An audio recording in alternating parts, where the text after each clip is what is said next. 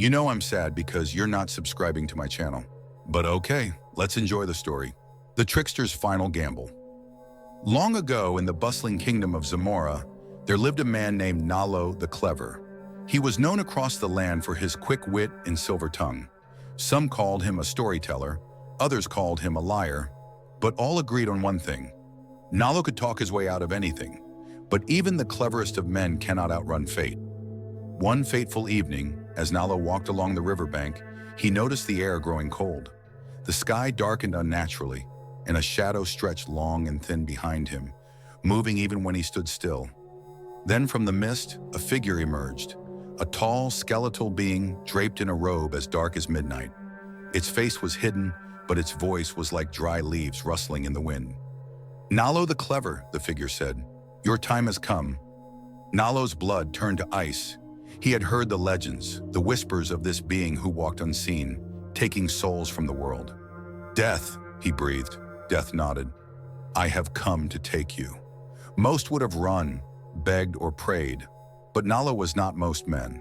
He straightened his back and smirked. "Take me? Just like that? No test? No challenge?" He shook his head in mock disappointment. "I expected more from the great death itself." The air grew still. Even the crickets stopped chirping. "You challenge me?" Death asked, intrigued. "I do," Nalo replied. "A game of words. If I tell you a story so compelling that you hesitate, even for a moment, you must let me go. If I fail," he gulped, "then I will go willingly." Death tilted its head, considering. Then with a slow nod, it gestured for him to begin. The tale within the tale. Nalo cleared his throat, gathered his thoughts, and began. "There was once a man, much like me, who was clever with his words. He was a storyteller, a weaver of fates, and he lived in a village where stories were as valuable as gold. One day this man angered a powerful chief who ordered his execution. Death said nothing, but Nalo noticed its shadow had stopped moving. Encouraged, he continued. The man was given one final request before he died, so he asked to tell a story. The chief, curious, allowed it. The man began his tale about a great kingdom where the rivers ran with honey and the trees whispered secrets to those who listened. But as the chief listened, he found himself lost in the story, unable to look away. Death shifted slightly, the darkness around it flickering like a dying flame. Hours passed, then days. The storyteller spun his tale so well that the chief forgot his anger, forgot his hunger, even forgot that he wanted the man dead. But do you know what the trick was? Nalo leaned forward.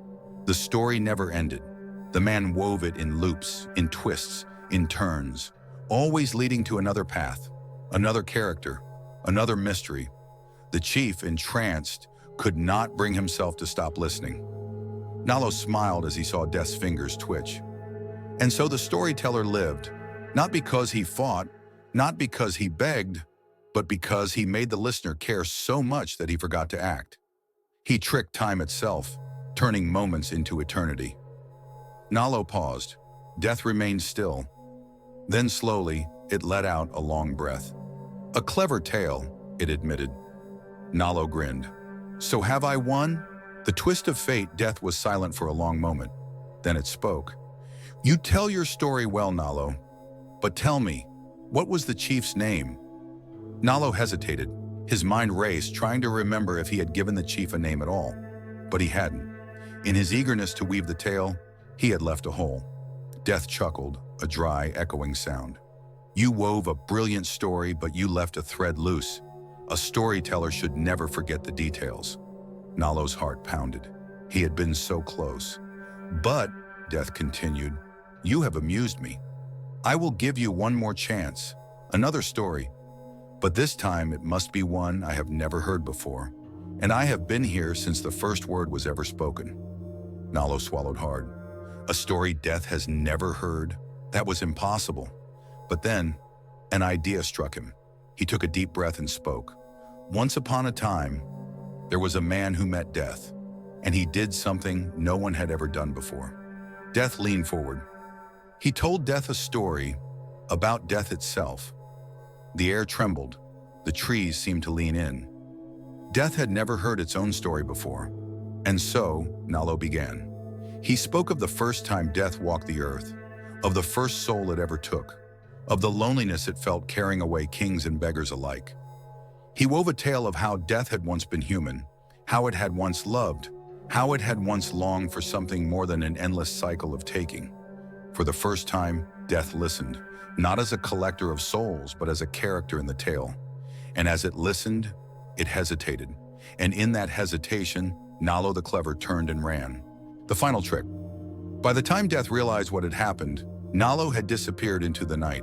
Death sighed, shaking its head. Clever indeed. Then with a rustle of the wind, it vanished. But from that day on, whenever Nalo told his stories, he never forgot a name. Because he knew, one day, Death would return, and next time, there would be no second chances.